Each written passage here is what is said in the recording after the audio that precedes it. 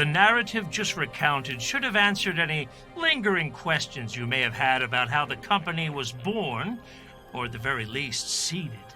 A far more instructive account, I might add, than you would ever have gleaned from more conventional sales copy. I cannot deny that I have a tendency toward using obscure words, yet somehow I sense an intellect in you that will never be, easily dissuaded. It's not impossible, however, that you may have found some of the details within rather tedious, while others might have found within it something of themselves. In either case, you should remember that I am, in a sense, auditioning for you, trying, as it were, to give you a taste of my range. Now, an ungentle listener, a class I by no means assign to you, might take the position that I've loaded this brochure with unnecessary and perhaps even dangerous minutiae. Indeed, after some of the confidential details I have disclosed, you may have new questions about my business's stability, and perchance even my impeccable moral character. After all, I candidly mentioned that I had lost my job, lived in my mother's attic, and was continually tormented by the strangest of nightmares. But I shall apologize for nothing. After all, it was you who demanded more information before booking and sending me your, was it a $300 deposit? In all seriousness, surely you remember the demands you placed upon my storytelling acumen. Firstly, I defend my account thus. Those events occurred ages ago, and in case of a cancellation, be assured the full repayment of your deposit will be conveyed within 30 days. Secondly, any deposits we do not return are piously distributed among widows, orphans, and the infirm for promotional purposes. All that aside, I think you have heard enough to make a sound decision on booking a show with us at this point. So, do we agree? Excellent. As a rule, I prefer to be direct, listener. Your time is valuable to you almost as much as mine is to me. I trust you have no desire to squander more of it skimming through paragraph after endless paragraph of my benumbing text. Surely you have exciting hobbies to delve into. Don't overvex your mind with datum on the procuration of tax identification numbers, articles of incorporation, or silvery closed trees of mysterious origin. So, consume a morsel of sweet advice. Simply go to your computer and go to www.riddlesbrood.com. On there you will find a downloads page. I want you to go there and download our coupon. This is an exceptional promotion offered only to our most important prospects, namely shrewd individuals such as yourself. Observe that you have received a deep discount. Indeed, you cut me to the bone. Yet I yield to you gladly to avoid carrying on with this verbose, yet infinitely well-composed brochure. I only regret that the coupon is not conveniently perforated about its perimeter. Even so, I am confident that one with your persistence and intellect will surely prove to be no lazy bones on that point. Geez, just print out the page. Now, how shall I say this? I must run the risk of, offending you, listener, for on this final promotion you would be wise to obey. Fail in this, and I shall put you to sleep. That is, with this next chapter. I will swoon you by spewing a snore-fest of the first order. Ah, yes, this next portion will focus on details you will find worthless and mundane. Things like telemarketing and lead generation, independent contractors, and double-entry bookkeeping. Heed the natural resistance of my wearying voice. Set this dramatized advertisement aside. Some, I must confess, have even died while listening to this, and there goes another one. Please save yourself. If you do not take this deal now, you must be an arch fool. Ah, wonderful. This was amusing, but more enjoyment awaits those who see us perform. So call us right away at 609-377-9125. But do so during my official hours of operation, as I am a rather busy man.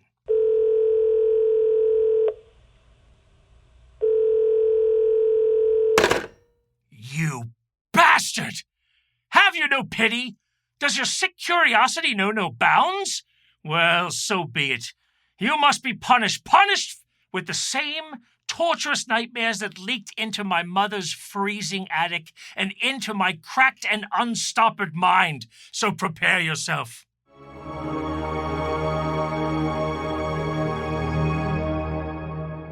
I am awake, yet cannot move. Darkness enfolds me. I try to sit, but am prevented by a hard surface that conforms to me and seals me in.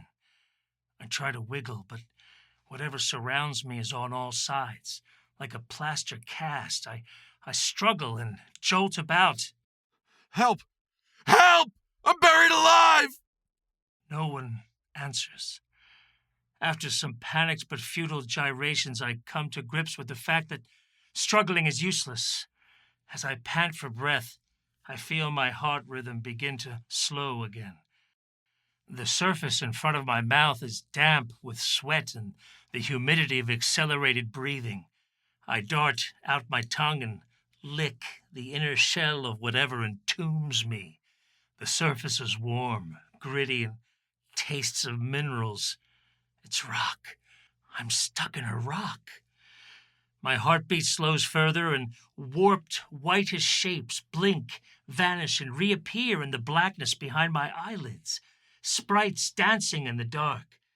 Then, as my thoughts empty from my mind, astoundingly I begin to see dim, ambient light fill the black background around me. I instinctively open my eyes. Grains of dirt fall around them, prompting me to shut them instantly. When closed again, I can detect the rocks surrounding me lighten and become almost translucent. As the seconds pass, the opacity of the rock fades further, as if I were deep underwater instead of encased in stone. I lay there for a while, scanning the interior around me, when it seems to lighten even more. I notice a soft ringing sound, like metal hitting hard earth and occasional stone. In the distance, I can see a small golden flicker in the general direction of my feet. What is that? I wait as the golden twinkle and picking sounds become louder and brighter. Again, I risk opening my eyes, but there is only blackness. Only when my eyes are closed does the rock and earth confining me appear translucent. A pattern emerges from the darkness. Roots. There are roots from far-off trees in the distance burrowing into the soil. Other cracks and fissures in the strata also become more pronounced. Next, I notice a curious flickering in my vision. It seems as if the entirety of my sight is moving, shifting ever so slightly. After a few seconds of concentrated focus, I find the cause of this effect. Bugs. Countless numbers of them in every direction. They are stirring within the earth, giving everything a sense of movement, the shifting way one might see reality through a downpour. The thought of being slowly eaten alive by insects begins to take over my mind, giving me an even greater feeling of vulnerability.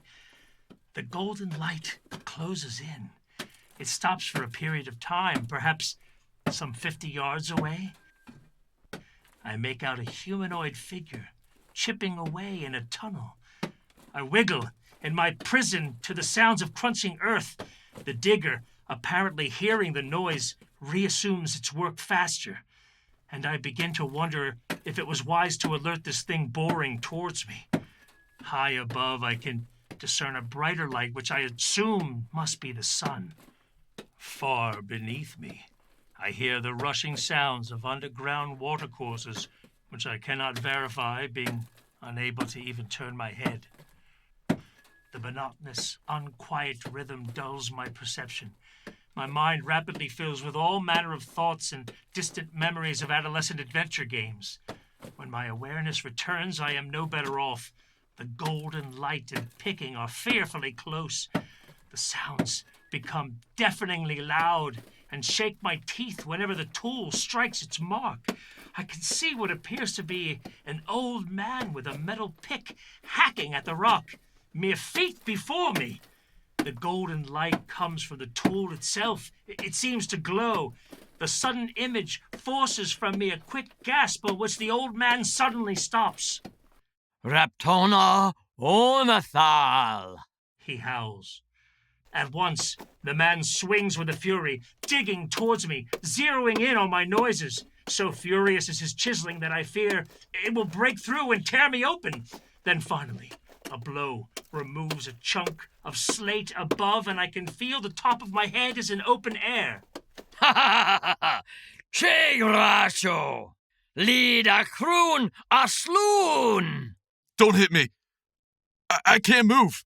At the sound of my words, the old man hurls his pick and shuffles excitedly from side to side in his narrow little burrow.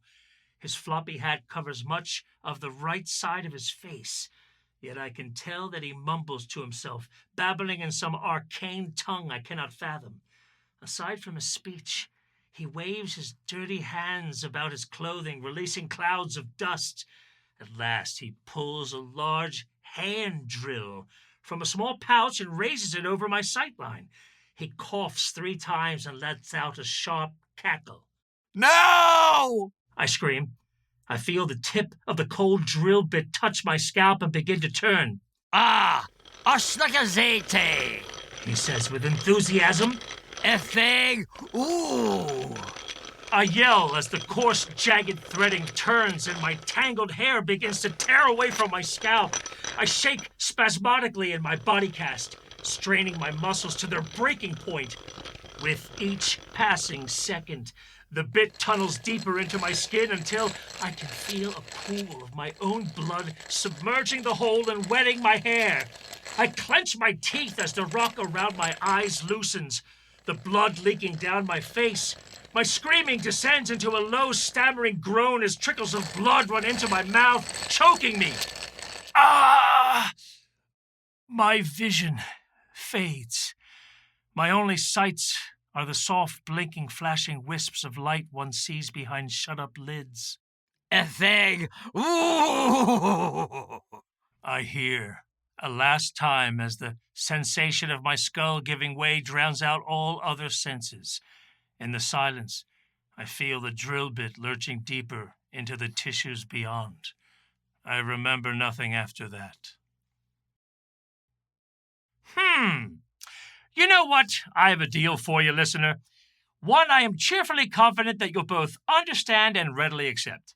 It is only this. I'll forge ahead on my story, and you shall have the privilege of continuing it. Furthermore, I will no longer ask you to buy anything. So what's the catch? A simple gentleman's agreement between us is all I request. That in return for all my efforts, you will simply owe me one. Relax. This price I shall not ask you for some time, so you needn't even bother to imagine what it might be. Since you are still listening, it's clear that we've come to an agreement on this affair. After all, even a wise person would not reject such a sensible proposal. Excellent. In that case, the bargain is struck. But be advised. The simple act of continuing to listen to me speak signifies an agreement has been executed and is legally binding upon you, listener. And what's more, if you think you may fly away from this pact between us, think again. Lovely. Now, I will need you to pay close attention, contractee and loyal companion of mine, as I unpack some significant facts for you to examine. I had a theater to build. The oath I made to myself to form a troupe, produce shows, and travel as far as possible to perform them.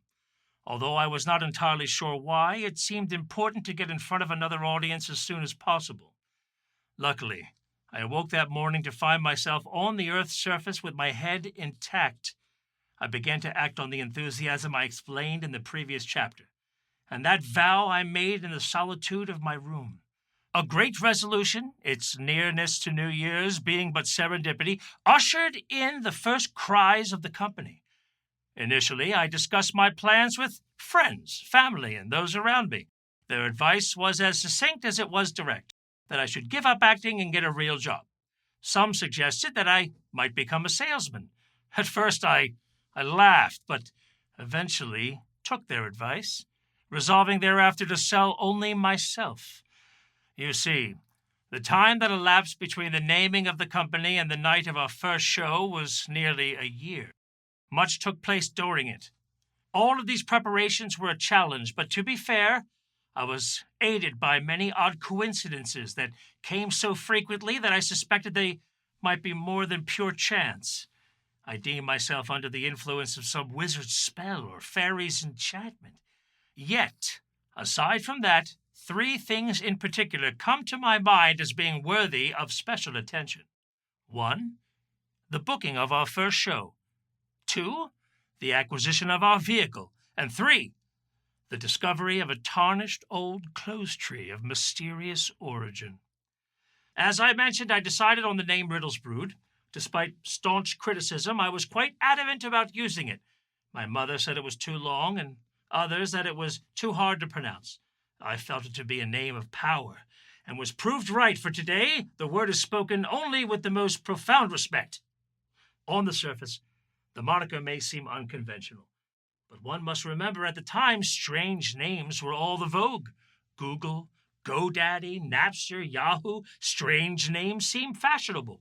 Furthermore, the name would make us unique, and that was a trait that interested me.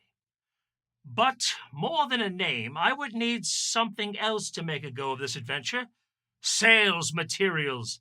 Surprisingly, some of the words on the first page of this very brochure harken back to those early times. You see, my plan was simple: compose, print, and dispatch them everywhere I could. Once this was done, I put on my only suit, borrowed my mother's car, mine had been repossessed, and began my daily drives about the neighborhood. With a simple map, I drove from restaurant to restaurant, from catering facility to tavern, determined to land a gig. I set about promoting my shows to every place I could get into and was not particular about my prospects. I wouldn't hesitate to perform in a pub, a full proscenium stage, or a whorehouse for that matter. Had I understood how unfeasible the exploit was, I would have probably quit. Luckily, ignorance was my most valuable ally. The only important thing in my mind was to contract bookings, any bookings, and as soon as possible. Generally, as I entered a prospective venue, I would be greeted by a pretty young girl, the standard restaurateur's front desk garrison. Once I politely asked for a manager, she would usually trace me with her eyes and send me off. Whenever I did manage to convince the gatekeeper to action, her master would always approach in a haughty manner. Immediately they would establish dominance, look me up and down with undisguised condescension, clear their throat, and say one of the following: "We don't do entertainment. Call me tomorrow. You look kinda weird." The greater portion would simply peek at me from across the room and send the girl back with a "he's busy." This did not deter me much, however, as I was determined to startle the world and would not go uncompensated. The failures were also instructional, forcing me to become more adept at my attack strategies. After dozens of these types of evasions, I was obliged to become less direct. Subterfuge was required. I began to arrive at the receptionist pretending to book a private party or other such affair. Thus, briefly accepted, the unsuspecting manager would arrive to meet me with a smile, and find himself bombarded with an enthusiastic pitch. Unprepared, I found the manager's minds less defended and more amicable to my suggestions. Once these talents had been sharpened, I canvassed the entire area. Armed with my little brochure, I marched from venue to venue like a mechanized predator. I gave no quarter. No banquet manager was safe. Still, these tactics never guaranteed success. Many of these prospects had to be poked, others prodded, some grabbed by the throat and choked. Figuratively, of course. Oh, hell, since you're so damn curious, a sample exchange might have gone something like this. Hello there. How often do you do entertainment here? He'd then just look at me. Look at me as if he'd never heard anything quite so ridiculous, nor ever likely would again. Okay, well, if you have any private affairs that call for entertainment, we have a terrific selection of dinner theater. No. During the holiday season, people are always looking for something fun to do, and you might want to consider... Get out. Oh, how about a facelift? Get the hell out. As I mentioned, failure was a common outcome. Even so, many could be charmed and others muscled into a short meeting. This was always a critical step, for often they would order food for the pair of us on the house. Though I always had to be modest in my selections, sales calls often became my only way to afford a decent meal. I played a mental game with myself to seek not a sale, but only a turkey club. I figured if I got that far, I usually got the booking anyway. But as my travels continued, I noticed that people would take pains to avoid prolonged eye contact with me. They would avert their gaze and shuffle in semi-concealed nervousness. Though at the time I did not know why, it was an effect that I eventually grew used to and made use of. Rumors spread. Restaurateurs far and wide became suspicious of a man called Riddlesbrood, fearing that this boogie salesman might burst out of the darkness and beguile them into booking a dinner show. Take care not to judge me too harshly, listener and future customer. For young entrepreneurs must employ such methods, else go home empty-handed. When capital is not available to the upstart, do-it-yourselfishness always is. I like to get things done. Perhaps it's not always the most polite way or even a lawful way, but it gets done nevertheless. My patience was legitimized further by success, for after making 100 such sales calls, I was finally able to conjure up 5 wonderful shows. Now, where was I? Ah, yes. The most auspicious item that I discovered was a dusty old coat rack of a curious antiquarian style. It was of a similar type to the one clearly depicted on the cover of this very brochure. In any event, the manner in which this artifact came into my possession is both astoundingly unusual and yet incomprehensibly mundane. In brief, I picked it out of the neighbor's trash. Oddly enough, I was walking back from a sales call when it started to rain rather hard. I began to run. As I passed the home next door, I noticed something hidden under a soggy sheet. My sudden curiosity compelled me to stop, which, being in a downpour, will give you some hint of its extraordinary attraction. Among the trash bags, soaking boxes, and piles of wet clothing, I noticed the stained sheet was covering something tall. I looked around before moving towards it, and once I felt sure no one was watching me, I found the courage to remove the moldy linen.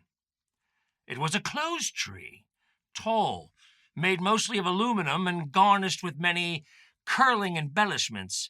It was of a tarnished gold color, its hooks and feet carved in high relief, contrasted by a dark green patina. Although commonplace enough, the air about it seemed to suggest another character, altogether ulterior. In fact, as far as props were concerned, it was to become the very first prop the company ever owned. That is, if you ascribe to the philosophy of finders keepers. Though I could not put my finger on it, something about its design seemed almost skeletal. However curious it might have appeared to me then, I realized that it would make a good prop in my show, and I recall thinking to myself, even though I may move from place to place, at least now I will always have somewhere to hang my hat. So I put it on my shoulder and sloshed my way through the puddles and back to the attic. Oh, and I almost forgot our vehicle. As with any new endeavor, I knew it would take time and effort to gather together all the materials necessary to begin my business. I had made a list of the many things that I would need, from lights, sound equipment, props, actors, and so forth. With list in hand, I doggedly pursued them over the following months with the aid of the universe, which seemed to be my silent ally and bequester. With regard to procuring my cast, some played in college drama, one was family, but the best of the lot were refugees from Ren fairs, open mic nights, and karaoke contests. But please understand that actors, all good actors, are transient tramp-like beings. They come and they go. so I will not dull you with many descriptions of them at this time, especially since they have but small roles in this brochure. Less than 20 lines apiece, I think. Even so, if you feel you must know more about how my early troop was dragooned into service, just email me at info@riddlesbrood.com, and I shall send you that part of the story. But anyway, for now, allow me to conduct you to a matter of higher significance, namely, my mode of transportation. I would need something large, a truck with enough space to transport all my equipment from restaurant to restaurant, from curb to curb, and so I kept my eye out. One morning, drunk and driving my mother's car home from a bar, I became lost on a country route and spotted something peculiar in a yard. What I found was an oddly shaped '73 Dodge van that had been modified into some big blocky panel truck, and it was for sale by owner.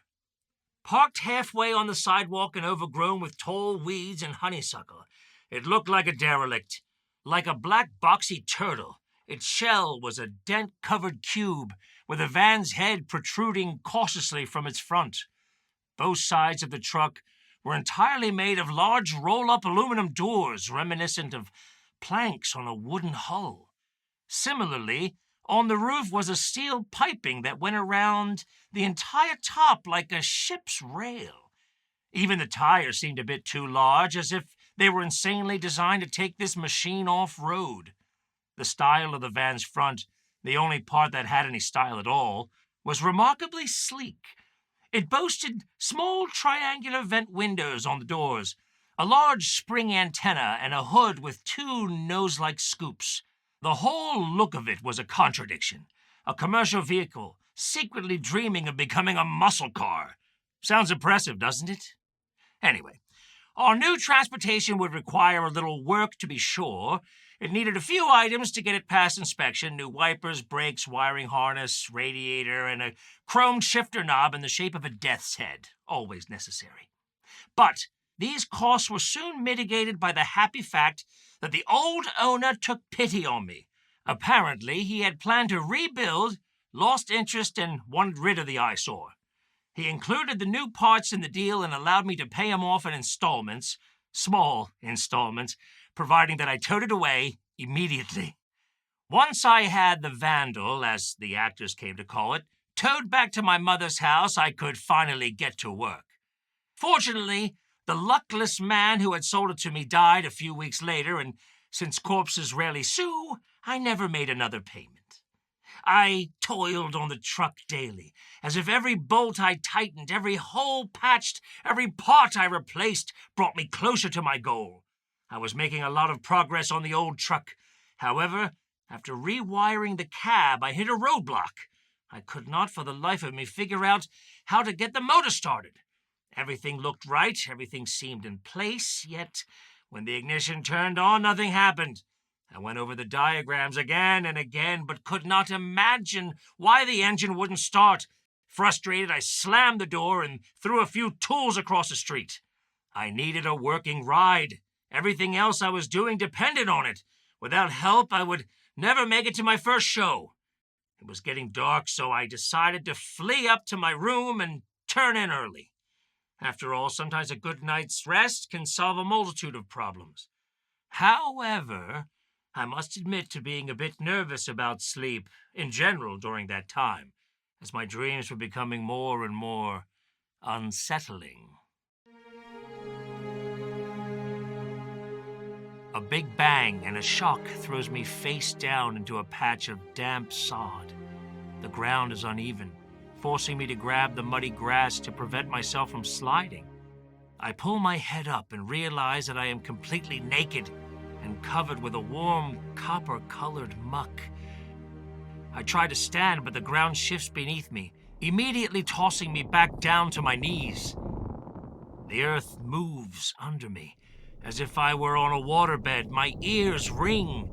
The sounds of a constant, never-ending explosion seems to thunder behind me, deafening. I lean over and realize I'm sitting on a small, congealed mass of vegetation, a floating island drifting on a hot mudslide. My soggy nest-like mat move steadily downhill as I turn about to be half blinded by a golden glare. Bringing my muddy hand to my brow, I witness the brilliant eruption. I am riding down some fantastic volcano, unlike anything I've ever imagined. This huge mountain has a behemoth base that grows higher over a great distance until quite suddenly its slope angles into a tall plateau. From this flat portion rises the remainder, a spire rising nearly vertical for over a mile, the summit terminating in a blazing discharge of orange smoke into the night sky. A cone of ash firing upwards, turning swiftly like a tornado balancing on the summit's starry tip. The flanks of the monster are running not with lava, but with a thick, liquefied earth pouring out into rivers. Earthen streams gushing down its sides akin to melting wax. Halfway up the mountain on the narrow plateau sits a small yet ancient castle, slowly being buried under the orange flow. My creative juices must be flowing as well. I'll have to remember this dream to use in a future play. Anyway, I'm once again flung down into the warm soil as my organic craft bumps into another, similar floating isle. I cover my ears and look away from the mountain. Ahead of me are thousands of swampy clumps swiftly moving toward a flattening meadow on the horizon. It's an eerie, tectonic, undulating carpet of greenness slowly fusing into a dense, wild orchard into the distance. As my raft flows further away from the erupting mountain, my ears pop, and its sound torments me less. And as the disorientation begins to subside, I dare a second look at that mighty mountain. It is far more alien than I had at first considered. Its summit burns like a star, throwing light and energy in all directions. The golden radiance produced by its peak is like a rising sun casting lanky shadows across the landscape, my own thin and extraterrestrial. Looking upward, what I thought were stars are in fact burning embers ejected upwards by the mountain. The starlets appear to roof the world over, arcing high overhead before falling again far into the distance. The swift movement of my craft suddenly comes to a halt, which jolts me to my feet. But to my surprise, the earth below feels more solid than before, as if this world had become a more real place. The forest moves, as if alive. The muddy streams become clearer, washing through the small channels remaining between the clumpy islands. The temperature falls, and the trees and plants grow at an unnatural speed.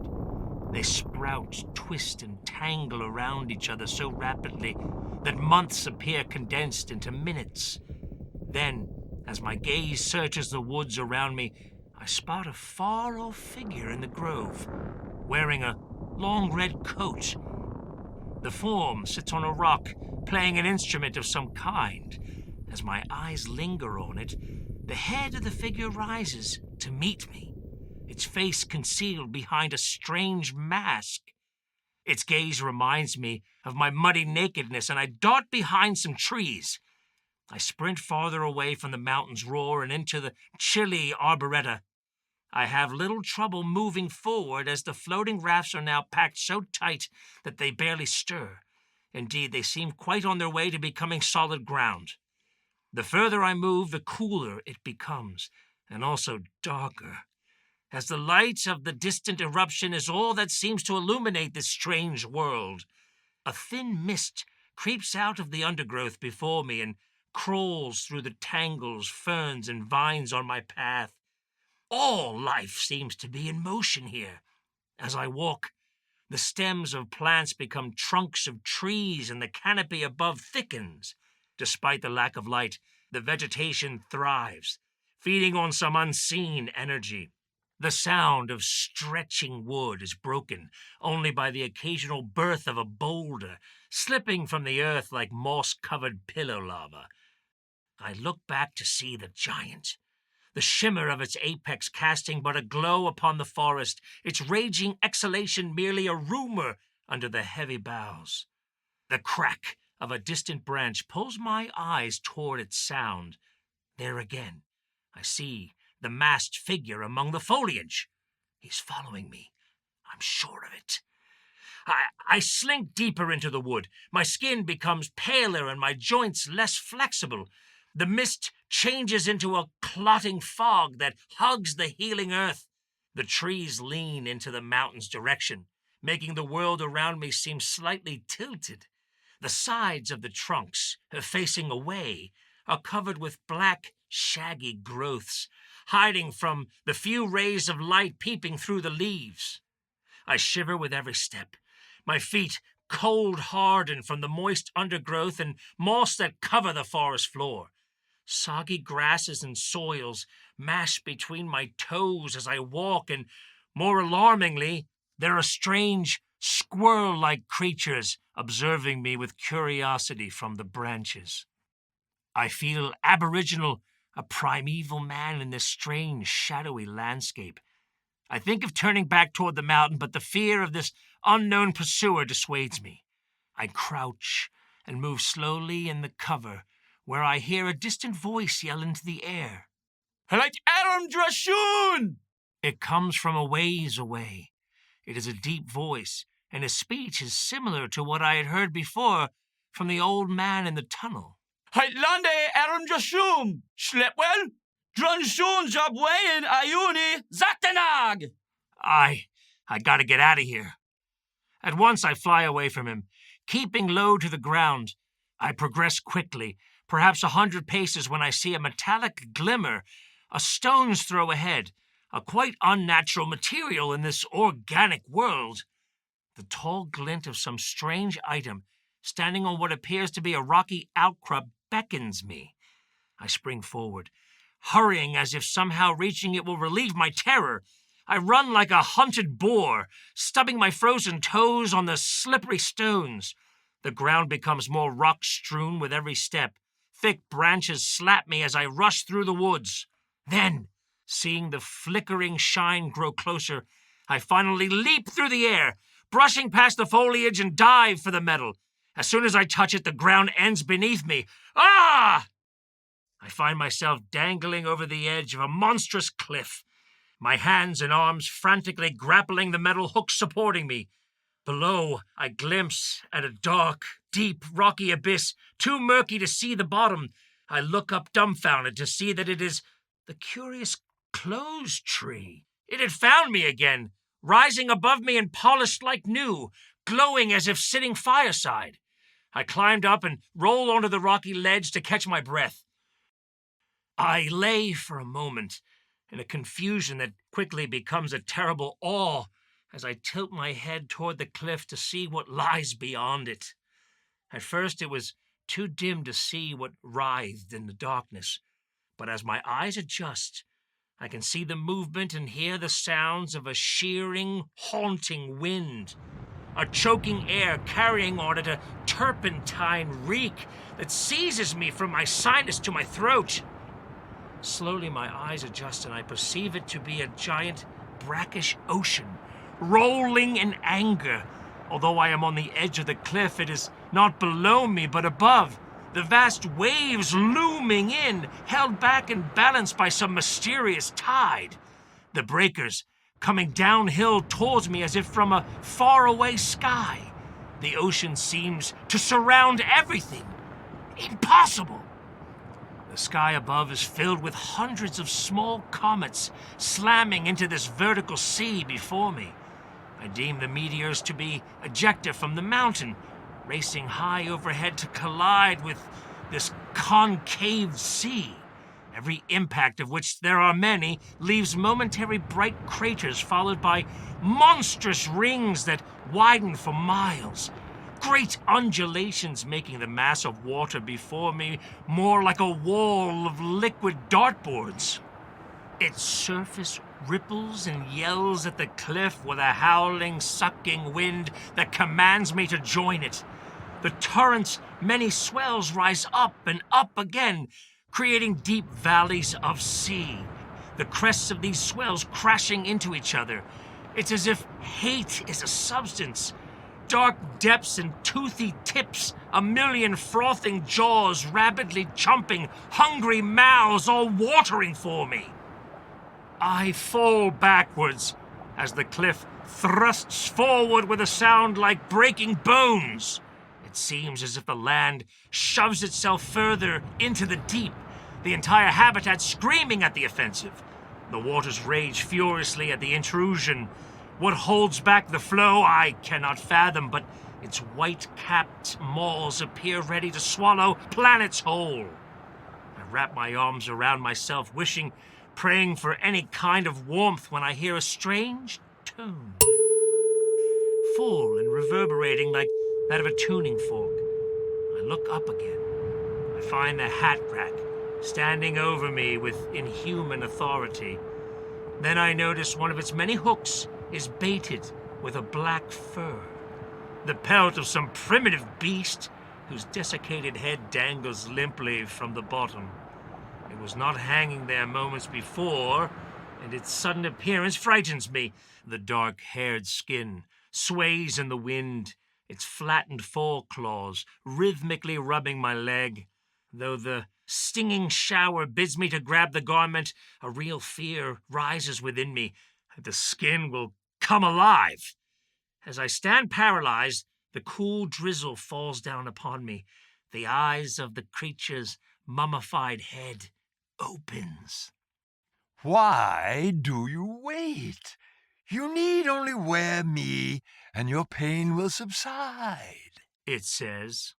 I don't trust you, I answer. I cannot see its eyes clearly as the face of the beast droops downwards like a hunter's prey hanging from a branch-borne snare. Its shriveled eyelids move and its beady organs slowly strain beneath them. Finally, they bulge out and look up towards me in a contorted manner that would have pained any living creature. Its stare penetrates through me, full, bulbous, and focused through impish purple centers, and within them, quivering retinas hiding an indweller. It never moves, yet I can get the distinct impression that it is approaching me, not forwards, backwards, or outwards, but mindwards. I cannot budge, nor break eye contact with the thing. Fear no worries about the waves or the hunter, Scrimlander. They cannot come while Carthagus roars. Wear me for a while, warm yourself in my skin, and maybe give my claws a try. A cold, chemical smell blows off the screaming sea. As it attacks the cliff again, a sizable chunk of rock collapses into the surf like a melting glacier. I turn my head to meet the creature's gaze again. It stares at me, unblinking. Its hypnotic pupils dilate dramatically as if to ask, "Are you afraid?" I do as I please, I yell, answering a question that was not asked. Good. That is good. But if the very elements kill you, what use is that? Wear me for a time. For we beasts may be dumb, but we do not fear the rain. At once I grab the skin from the rack and cover myself, the head draping slightly along my right shoulder. My fingers run along its surface, comforted by its downy texture. Strength seems to enter me once the garment is donned. I feel the warmth from within me grow. Then suddenly the head speaks again. Ah, yes. There is one more thing I must say before you go. The head turns up toward my ear and slowly, carefully whispers 3 strange words. Suddenly the cliff begins quaking again, thrusting further out into the abyss. I take in a deep breath and look back upon the thousands of trees behind me. They stand still, their rapid growth no longer apparent, all climbing into the misty air with the mountain as their backdrop. I grin and begin ascending a thick shinglewood tree, enjoying the use of my new-found claws. When I can no longer see the ground. I awoke. My eyes opened and watched the ceiling. A leafy pattern of shadows swaggered, cast by trees without the windows and directed by an anxious October breeze. Yet before the dozy experience completely derealized, my withering memory confirmed the resemblance of this dreamland to the tabletop games of my childhood. The geography of the place, the mountain and the cliffs, all were familiar, yet in other ways they had been fresh and wildly unique. I looked down at my hands, half expecting to see claws instead of fingers, when 3 words popped suddenly into my head. These words had nothing to do with a hat rack, nothing to do with theater, and still less to do with audience-harrowing apparitions. What are these dreams? What are they really? Surely they must be special in some way, I thought. After all, the dreams, the one I could remember, that is, were suspiciously and consecutively ordered. They must be more than neural illusions. I had to believe it. How could doubt prevail over such unshakable, lucid experiences as these? I speculated that even common dreams, those we all have, are like ghosts we all see, visions we all have, and prophecies we all foretell. Everyone witnesses these supernatural moments again and again, yet like senseless horror-flick fools we laugh them off.